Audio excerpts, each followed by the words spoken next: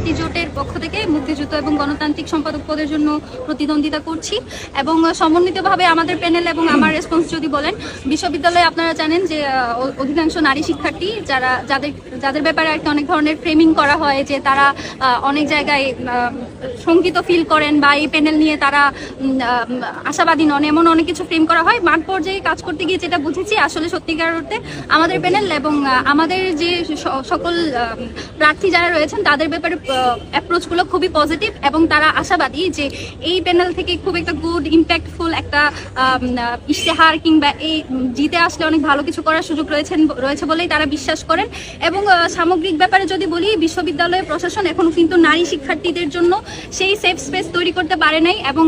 নারী ভোটাররা যাদের ছবি প্রকাশ করা হয়েছে তাদের নিয়ে কিন্তু বিভিন্ন ইস্যুজ আমাদের কানে এসেছে এবং সেই সব ইস্যুজ নিয়ে বিভিন্ন ডিপার্টমেন্ট পর্যায়েও অনেক ঝামেলা হচ্ছে বলে আমরা জেনেছি। এবং এর পাশাপাশি যে সকল নারী প্রার্থী রয়েছেন, আমি সহ অন্যান্য প্যানেলের এবং আমাদের প্যানেলের যারা নারী শিক্ষার্থী রয়েছে তাদেরকে সাইবার বুলিং করা হচ্ছে খুবই জঘন্যভাবে। এখনো পর্যন্ত আমরা অন্যান্য প্যানেল থেকে এই ধরনের কোনো অ্যাপ্রোচ দেখতে পাইনি যে তারা এই ব্যাপারে কি সিদ্ধান্ত নেবেন বা তাদের যে সমর্থক গোষ্ঠী তাদেরকে তারা কিভাবে সামলাবেন। এবং